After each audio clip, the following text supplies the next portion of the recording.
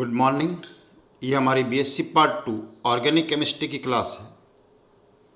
इसमें हमारा चैप्टर चल रहा है कार्बोनाइल कंपाउंड्स। कार्बोनाइल कंपाउंड्स में हमने अब तक पढ़ा what are carbonyl compounds, classification into aldehydes and ketone, their nomenclature and isomerism. उसके बाद हमने पढ़ा कि methods of preparation of carbonyl compounds, structure of carbonyl compounds. Then we started reactions of carbonyl compounds. Reactions में हमने A heading में पढ़ा nucleophilic addition reactions, फिर बी हेडिंग में हमने पढ़ा ऑक्सीडेशन रिएक्शंस, फिर हमने पढ़ा रिडक्शन रिएक्शंस।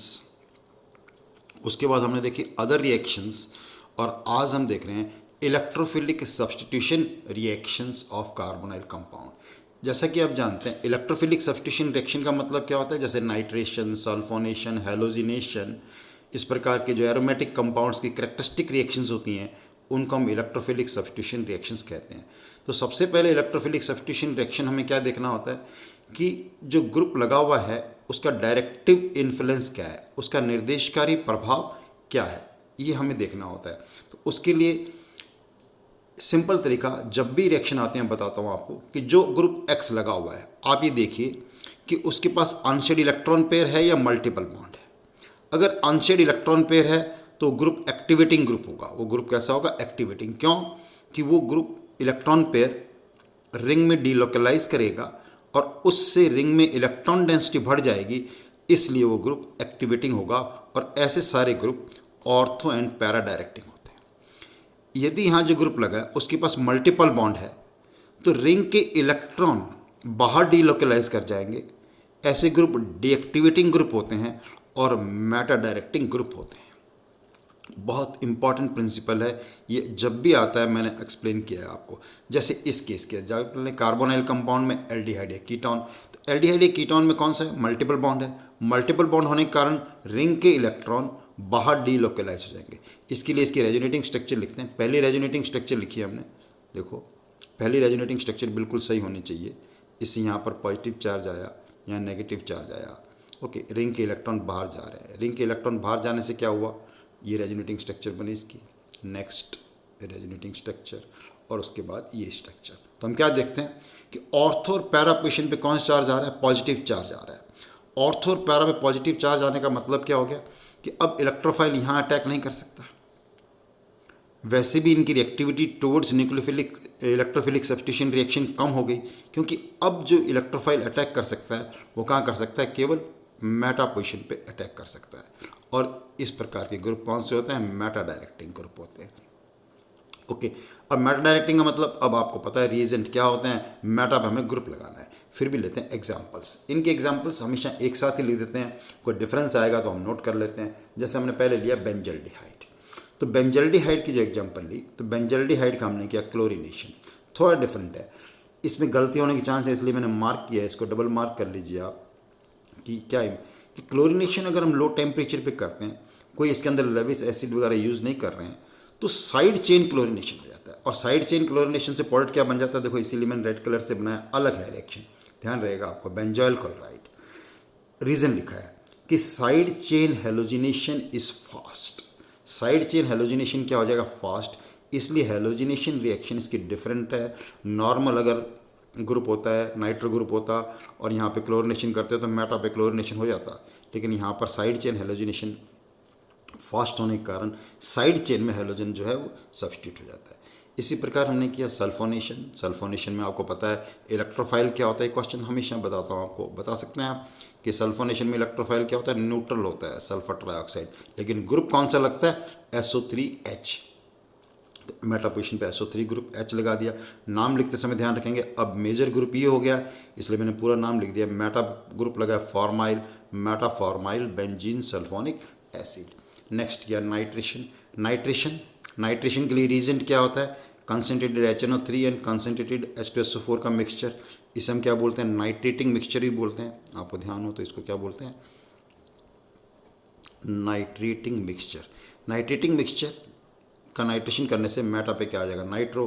तो Meta nitro benzaldehyde is the product form. Product क्या बन जाएगा इसके अंदर? मेटा नाइट्रो बेंजल्डिहाइड प्रोडक्ट बन जाएगा। अब एग्जांपल लेते हैं, देखो एसीटोफिनॉन का। अब एसिटोफिनॉन की एक रिएक्शन बहुत इंपॉर्टेंट है जो कि हम इलेक्ट्रोफिलिक सब्स्टिट्यूशन रिएक्शंस में पढ़ रहे हैं। नॉर्मल ये ग्रुप भी कैसा हो गया, मेटा डायरेक्टिंग, क्योंकि मल्टीपल बॉन्ड है, नाइट्रेशन किया कोई प्रॉब्लम नहीं है, मेटा पोजिशन पे नाइट्रो ग्रुप आ जाएगा, मेटा नाइट्रो एसिटोफिनॉन, प्रोडक्ट क्या बन गया, मेटा नाइट्रो एसिटोफिनॉन। लेकिन अगर हम करते हैं सल्फोनेशन तो भी कोई प्रॉब्लम नहीं है। सल्फोनेशन में ग्रुप कौन सा लग जाएगा, सल्फोनिक एसिड, जैसे कि अभी मैंने बताया था। इसके अंदर इलेक्ट्रोफाइल, ये क्वेश्चन बन जाता है हमेशा हर रिएक्शन में। जो भी हम इलेक्ट्रोफिलिक सब्स्टिट्यूशन रिएक्शन करते हैं आपको पता होना चाहिए कि इलेक्ट्रोफाइल क्या होता है। जैसे नाइट्रेशन करते हैं तो नाइट्रोनियम आयन पॉजिटिवली चार्ज होता है, हेलोजिनेशन करते हैं हेलोनियम आयन होता है, एसिटाइलेशन करते हैं तो एसिटाइल कैटायन होता है, राइट, इन दिस केस। लेकिन सल्फोनेशन जब करते हैं तो न्यूट्रल होता है सल्फर ट्राइऑक्साइड, लेकिन ग्रुप लगता है सल्फोनिक एसिड। तो सल्फोनिक एसिड मेजर ग्रुप हो गया। मेटा पे कौन सा ग्रुप लगा है, एसिटाइल। आईयूपीएसी में हम इथेनॉल भी बोल सकते हैं इसको, लेकिन Meta acetyl benzene sulphonic acid. अब आप ये रिएक्शन देखो, हेलोजिनेशन करते हैं। अगर हम हेलोजिनेशन करते हैं bromine in presence of AlCl3 तो मेटा पोजिशन पे क्या आ जाएगा, ब्रोमो, मेटा ब्रोमो एसिटोफिनॉन। यानी ये तीनों रिएक्शन बिल्कुल नॉर्मल है। अब एक रिएक्शन मैंने रेड पेन से लिखी है, इसका मतलब बहुत इंपॉर्टेंट है, डिफरेंट रिएक्शन है, ध्यान से देखिए। ब्रोमिनेशन में जैसे वहाँ पर साइड चेन हेलोजिनेशन हुआ था क्लोरिनेशन में, यहाँ हम ब्रोमिनेशन करें तो साइड चेन ब्रोमिनेशन हो जाएगा इन प्रेजेंस ऑफ ईथर। फ़र्क क्या है इन दोनों रिएक्शन में, देखो यहाँ आपने हमने हेलोजन कैरियर के रूप में लेविस एसिड AlCl3 लिया है और यहाँ हमने सॉल्वेंट क्या लिया, ईथर। ये चीज़ नहीं ली है लेविस एसिड AlCl3। अगर ऐसा ब्रोमीन और ईथर के प्रेजेंस में है तो कौन सा होगा, साइड चेन हेलोजिनेशन हो जाएगा। It will be A side chain halogenation. और साइड चेन हेलोजिनेशन से जो प्रोडक्ट बनेगा फिनेसाइल ब्रोमाइड। फिनेसाइल ब्रोमाइड एक बहुत ही इम्पॉर्टेंट प्रोडक्ट है, बहुत ही इम्पॉर्टेंट कंपाउंड है और जिसको हम कहते हैं लैक्रीमेटर। लैक्रीमेटर शायद इंग्लिश मीडियम वालों को भी समझ में नहीं आया होगा कि लैक्रीमेटर क्या होता है। लैक्रीमेटर का एक नॉर्मल नाम लिखता हूँ तो आपको समझ, tear gas. Tear gas shell में जो यूज होता है, अश्रु गैस, आंसू गैस। आपने सुना होगा कि भीड़ को तीतर बीतर करने के लिए अश्रु गैस के गोले छोड़े गए, टीयर गैस शेल्स वर स्प्रेड, राइट। तो उसके अंदर जो कंपाउंड यूज होता है, जो आंखों में आंसू लाता है, वो कंपाउंड कौन सा होता है, फिनेसाइल ब्रोमाइड। तो क्वेश्चन बहुत आता है ये कि what is lacrimator, what is tear gas shell, अश्रु गैस शेल में कौन सा कंपाउंड यूज होता है, ये इस रूप में पूछा जाता है। और ये किससे बनता है, एसिटोफिनॉन के, एसिटोफिनॉन के साइड चेन हेलोजिनेशन से बनता है। किससे बनता है, एसिटोफिनॉन के साइड चेन हेलोजिनेशन से बनता है। ओके, तो ये तो कौन सी रिएक्शन थी, हमारे ई हेडिंग में हमने रिएक्शन पढ़ा, इलेक्ट्रोफिलिक सब्स्टिट्यूशन रिएक्शंस। सभी ध्यान से सुने कि कार्बोनाइल कंपाउंड्स में बहुत सारे रिएक्शन, इसीलिए हमने नंबर 1, 2, 3 नहीं लिखा। इसका क्लासिफिकेशन कैसे किया हमने, ABCDE अलग अलग टाइप से रिएक्शन किया है। अब हम नेक्स्ट टाइप की रिएक्शंस देखते हैं, कार्बोनाइल कंपाउंड का नेक्स्ट रिएक्शन देखते हैं। देखो पेज चेंज कर लूँ मैं 1 मिनट।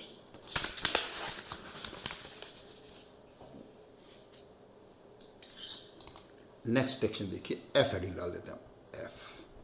एफ हेडिंग के अंदर आप लिख लीजिए पॉलीमराइजेशन रिएक्शंस। पॉलीमराइजेशन रिएक्शंस ना, पॉलीमरेशन रिएक्शंस भी काफ़ी इंपॉर्टेंट होती हैं हेलोजेंस की, कार्बोनाइल कंपाउंड्स की। पॉलीमराइजेशन रिएक्शंस को हम कैसे क्लासीफाई करेंगे, देखो पॉलीमराइजेशन रिएक्शन हम पढ़ेंगे पहले फॉर्मेल्डिहाइड की, फिर पॉलीमराइजेशन रिएक्शन पढ़ेंगे हम एसिटल्डिहाइड की, और फिर पढ़ेंगे कीटोन्स की। तो ओके, तो नंबर 1 लिखते हैं पॉलीमराइजेशन रिएक्शन में, ऐसे कर देते हैं। एफ है तो क्योंकि पॉलीमरेशन में उसके अंदर भी काफ़ी रिएक्शंस आएंगी तो ए हेडिंग डाल देते हैं, ए स्मॉल ए डाल दिया इसके अंदर मैंने। पॉलीमराइजेशन ऑफ फॉर्मेल्डिहाइड, पहले हम किसकी रिएक्शन लिख रहे हैं, polymerization of formaldehyde. Polymerization of formaldehyde में देखिए आप फर्स्ट पॉइंट लिखो, पहला पॉइंट मैं लिखाता हूँ आपको, देखो कि 40% aqueous solution of formaldehyde, 40% aqueous solution of formaldehyde is called formalin. उसको हम क्या बोलते हैं, फॉर्मेलिन बोलते हैं। फॉर्मेलिन आपने सुना होगा, जो बायोलॉजी स्टूडेंट्स हैं उन्होंने देखा होगा कि जो एनिमल्स को प्रिजर्व किया जाता है जिस सोल्यूशन में, उसको हम किस में करते हैं, फॉर्मेलिन में प्रिजर्व करते हैं। जब फॉर्मेलिन को ड्राइनेस के लिए एवोपरेट करते हैं तो ये पैरा फॉर्मेल्डिहाइड बनाता है। Formalin forms paraformaldehyde on evaporation to dryness. ये चीज़ आप लिख लेना जो बोल रहा हूँ, और रिएक्शन में बताता हूँ। देखो इसके लिए पॉलीमराइजेशन का मतलब n मॉलिक्यूल्स को हमने 100 डिग्री सेंटीग्रेड पर गर्म किया तो क्या बन जाएगा, इसका पॉलीमर, यानी n यहाँ आ गया। अब इसका कंपाउंड का नाम क्या दिया मैंने, पैराफॉर्मेल्डिहाइड। पैराफॉर्मेल्डिहाइड में ध्यान रखना है कि paraformaldehyde is a white coloured solid, और इम्पॉर्टेंट क्या है कि इसके अंदर जो n है, n का नंबर यानी कितने form, it is around 6 to 50 में वेरी करता है। और दूसरी बात, इसको अगर हम गर्म कर दें, इफ़ इट इज़ हीटेड, अगर इसको हम गर्म कर देते हैं तो रीजनरेट हो जाता है, वापस ये किस में कन्वर्ट हो जाता है, फॉर्मेल्डिहाइड में कन्वर्ट है। गर्म करने पर वापस फॉर्मेल्डिहाइड में ये कन्वर्ट हो जाता है। तो ये पॉलीमराइजेशन रिएक्शन था, first polymerization reaction of formaldehyde. Formaldehyde का नंबर 2 देखो, इसमें लिया था 40% एक्वस सोल्यूशन। अगर हम 60% एक्वस सोल्यूशन लें और उसकी रिएक्शन करा दें कंसनट्रेटेड H2SO4 से, तो ये क्या बनाता है, पॉलीऑक्सीमिथाइलिन बनाता है। पॉलीऑक्सीमिथाइलिन बनाता है।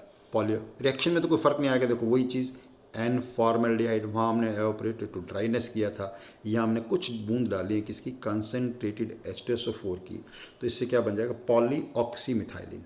पॉलीऑक्सीमिथाइलिन तो यही CH2 मिथाइलिन O, इधर और इधर हमने दोनों तरफ ये लगा दिया डॉट वाटर, ठीक है, और यहाँ आएगा N। ये N लिखने का मतलब, ये डिफरेंस पता है, N molecules of formaldehyde, this is 1 molecule of polyoxymethylene. तो नाम क्या होगा इसका, पॉलीऑक्सीमिथाइलिन। अब देखो पॉलीऑक्सीमिथाइलिन में क्या होगा, डिफरेंस देखना है अपने इसके अंदर कि इसके अंदर N is more than 100। N क्या होगा इसके अंदर, 100 से ज़्यादा होगा। अगेन सबसे इंपॉर्टेंट बात, इसको भी अगर हम वापस गर्म करते हैं तो इससे हमें क्या मिल जाता है, formaldehyde is regenerated in this case also. Okay, next reaction देखते हैं, पॉलीमरेशन। अभी फॉर्मेल्डिहाइड का पॉलीमरेशन चल रहा है। फॉर्मेल्डिहाइड के पॉलीमरेशन देखो, बहुत ही अच्छी रिएक्शन है ये वाला फॉर्मेल्डिहाइड का, कि गैसियस फॉर्मेल्डिहाइड, यानी गैसियस फॉर्म में हम फॉर्मेल्डिहाइड लें और उसको केवल कुछ नहीं करें, allowed to stand for some time, तो क्या बनता है, मेटाफॉर्मेल्डिहाइड बनता है। प्रोडक्ट बनता है इससे मेटाफॉर्मेल्डिहाइड। इसमें क्वेश्चन बन जाएगा, what happens when gaseous formaldehyde is allowed to stand. क्या होता है जबकि गैसियस फॉर्मेल्डिहाइड को हम लंबे समय तक रखते हैं। अलाउड टू स्टैंड का मतलब कुछ नहीं करना, उसको रखना है, अलाउड टू स्टैंड। तो मेटा काफ़ी इंपॉर्टेंट रिएक्शन है। प्रोडक्ट क्या बनेगा इसके अंदर, मेटाफॉर्मेल्डिहाइड। मेटाफॉर्मेल्डिहाइड बनाने के लिए देखो क्या तरीका आपको, जैसे बेंजीन रिंग बनाते हैं आप, वैसे रिंग बनाइए, लेकिन 3 मॉलिक्यूल है तो एक छोड़ करके आ जाएगा हमारे पास, ऑक्सीजन आ जाएगा, फिर एक मिथाइलिन ग्रुप आ गया, ये आ गया, ये आ गया। देखो ये CH2, ये CH2, ये CH2, यानी 3 फॉर्मेल्डिहाइड के मॉलिक्यूल जो है इसमें कंडेंस हो रहे हैं, और उससे जो प्रोडक्ट बनता है वो क्या बनता है, नाम क्या दिया हमने इसका, मेटाफॉर्मेल्डिहाइड। और मेटाफॉर्मेल्डिहाइड को हम क्या बोलते हैं, ट्राईऑक्सेन। मेटाफॉर्मेल्डिहाइड को क्या बोलते हैं हम, ट्राईऑक्सेन। नाम ध्यान रखना आपको, trioxane is the compound form. Formaldehyde की नेक्स्ट लिखते हैं, next polymerisation reaction of formaldehyde. Formaldehyde forms formose on treatment with calcium hydroxide. यानी फॉर्मेल्डिहाइड का ट्रीटमेंट हम अगर कैल्शियम हाइड्रोक्साइड बेस से करें तो कंपाउंड क्या बनता है, फॉर्मोस। फॉर्मोस क्या होता है, C6H12O6।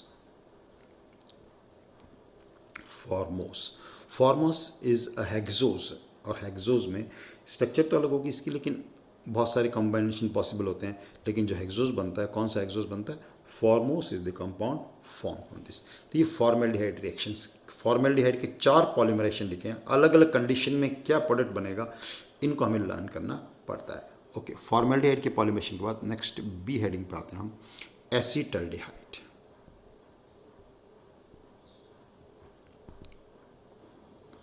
बी हेडिंग में आते हैं एसीटल्डिहाइड। अब देखो एसीटल्डिहाइड के पॉलीमरेशन जब करते हैं तो पहला देखिए कि एसीटल्डिहाइड का पॉलीमरेशन को अगर हम एसीटल्डिहाइड का ट्रीटमेंट अगर हम कंसनट्रेटेड सल्फ्यूरिक एसिड से करें लो टेम्परेचर पर, तो इसके 3 मॉलिक्यूल कंडेंस होके क्या बनाएंगे, पैराएल्डिहाइड। पैराएल्डिहाइड ही नाम देते हैं पैराएल्डिहाइड। लेकिन पैराएल्डिहाइड क्या होता है, देखो अभी आपने जो ट्रायोक्सेन बताया बिल्कुल ऐसी स्ट्रक्चर बनेगी इसकी, लेकिन फ़र्क क्या होगा, एसिटल्ड अभी बताते हैं, देखो आपको डिफरेंस क्लियर हो जाएगा। फॉर्मेल्डिहाइड एसिटल्डिहाइड में क्या ग्रुप है, एक CH3 लगा हुआ है, तो यहाँ भी क्या आ जाएगा CH3 ग्रुप, यहाँ भी क्या आ जाएगा CH3 ग्रुप, और यहाँ भी कौन सा ग्रुप आ जाएगा CH3। इसका नाम क्या होता है, पैराएल्डिहाइड। पैराएल्डिहाइड जो है it is a sweet smelling liquid. Sweet smelling liquid का क्या मतलब हो गया कि एक मीठी गंध वाला द्रव होता है जो कि हिप्नोटिक के रूप में काम करता है। किसके रूप में काम करता है, हिप्नोटिक एजेंट के रूप में इसका काम लिया जाता है। तो इसको हम देखो नाम दे सकते हैं, ये ट्रायोक्सेन था तो ये क्या होगा, सिमेट्रिकल ट्राईमिथाइल ट्रायोक्सेन, बिल्कुल ट्रायोक्सेन का डेरिवेटिव है, तो नाम क्या बन जाएगा इसका, सिमेट्रिकल ट्राईमिथाइल ट्रायोक्सेन नाम बन जाएगा। इसी प्रकार देखो और दूसरी रिएक्शन लिखते हैं हम, नंबर 2 एसिटल्डिहाइड का नंबर 2 रिएक्शन देखो कि अगर इसको हम कंसनट्रेटेड सल्फ्यूरिक एसिड के बजाय ड्राई HCl गैस से टेम्परेचर कम रखें, सल्फ्यूरिक एसिड भी ले सकते हैं लेकिन टेम्परेचर क्या रखें, 0 डिग्री सेंटीग्रेड रखें, तो मेटाएल्डिहाइड बनता है। और मेटाएल्डिहाइड क्या होता है, टेट्रामर होता है, जैसे टेट्रामर यानी CH3CHO। हम सेम ट्रीटमेंट किया, कंसनट्रेटेड H2SO4 या HCl भी ले सकते हैं, लेकिन टेम्परेचर क्या रखना है, 0 डिग्री सेंटीग्रेड, तो टेट्रामर बनता है। टेट्रामर का मतलब क्या हो गया कि 4 मॉलिक्यूल कंडेंस होंगे। कितने मॉलिक्यूल कंडेंस होंगे, 4, और उसका नाम क्या होगा टेट्रामर का, मेटाएल्डिहाइड। नाम क्या होगा उसका, मेटाएल्डिहाइड नाम होगा। अब देखो मेटाएल्डिहाइड बनाते हैं, कैसे बनाते हैं, 4 एसिटल्डिहाइड, 4 एसिटल्डिहाइड मिलेंगे और HCl गैस या H2SO4 से 0 डिग्री सेंटीग्रेड पर रिएक्शन करवाएंगे, तो मेटाएल्डिहाइड बनाने के लिए आपको क्या करना पड़ेगा, 4 बिल्कुल ही। और यहाँ पर क्या आ जाएगा CH3, यहाँ भी आ जाएगा CH3, यहाँ भी आ जाएगा CH3 और यहाँ भी क्या आ जाएगा CH3 ग्रुप। अब देखो 4 मॉलिक्यूल कंडेंस हो गए, जैसे 3 में ट्रायोक्सेन बना था टेट्राऑक्सेन, और इसका नाम क्या होगा, metaldehyde. Metaldehyde is the name formed with this, ठीक है। Metaldehyde is product formed in this reaction. अब देखो इसके बाद हम क्या करेंगे, polymerisation reaction of acetone, polymerisation reaction of acetone. तो polymerisation of reaction of acetone से यहाँ कंटिन्यू करेंगे। यहाँ पर ये वाला वीडियो हम ख़त्म करते हैं। जैसा कि मैं हर वीडियो में आपको बता रहा होता हूँ कि जब भी आप वीडियोस देखते हैं तो आप कॉपी और पेन लेके बैठें, ऑर्गेनिक केमिस्ट्री पढ़ रहे हैं आप वीडियो के थ्रू, और कॉपी और पेन लेके नोट्स बनाएं। बहुत सारी चीज़ें मैं एक्सप्लेन कर रहा होता हूँ, जो लैंग्वेज में बोल रहा होता हूँ, हिंदी और इंग्लिश दोनों में बोलता हूँ, उनको आप अपनी कॉपी में नोट कर लें। रिएक्शंस बिल्कुल साफ साफ यहाँ दिख रही होती हैं, यहाँ आप नहीं देख पाते हैं तो इनका मैं PDF भी आपको देता हूँ, वहाँ से आप नोट कर सकते हैं। लेकिन देखने में आ रहा है कि काफ़ी कम बच्चे जो हैं इसका फ़ायदा उठा रहे हैं। इस सभी के लिए है, आप सबको इनको देखना चाहिए, ठीक है। और इतना काम कराया, पता है आपको ऑर्गेनिक केमिस्ट्री में कितना काम करा चुका हूँ आपको मैं।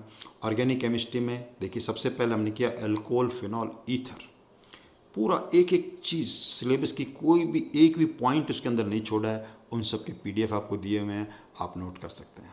पूरी यूनिट कंप्लीट हो चुकी है एल्कोहल फिनॉल ईथर की। उसके बाद UV और IR कंप्लीट यूनिट, क्या क्वेश्चंस आ सकते हैं, कैसी चीज़ें पूछी जाती हैं, एक एक चीज़ कराइए आपको किसकी, UV और IR की फर्स्ट यूनिट, वो भी कंप्लीट हो चुकी है। उसके अंदर वुडवर्ड फाइजर रूल में ऐसे एग्जाम्पल कराया, उनसे बाहर कोई क्वेश्चन आपको नहीं आ सकता। बिल्कुल मैं अच्छी तरह बता रहा हूँ आपको कि अगर आप इन वीडियोस को ध्यान से देखते हैं तो आपको कुछ करने की ज़रूरत नहीं है, बिल्कुल एक एक चीज़ क्लास से भी बहुत बढ़िया तरीके से आपको इसके अंदर समझाई गई है। बस आपको तो करना है कि क्रम से देखना है। हर बार मैं बताता हूँ कि इन वीडियोस को आप क्रम से देखें, शुरू से देखें, और शुरू से देख के अपनी कॉपी में नोट्स बना लें। उससे क्या होगा, आप जब आप एग्ज़ाम होंगे आपको केवल कॉपी खोलनी है। ऐसे मत समझें कि एग्ज़ाम में हम वीडियो देख लेंगे और उसको देख के चले जाएंगे, नहीं। ऑर्गेनिक केमिस्ट्री अगर आपको पढ़नी है तो आपको कॉपी में नोट्स बनाने पड़ेंगे, उन रिएक्शंस को एक दो बार लिख के प्रैक्टिस करनी पड़ेगी, तो आपका बहुत बढ़िया होगा। मुझे उम्मीद है कि आप इस प्रकार काम करते रहेंगे।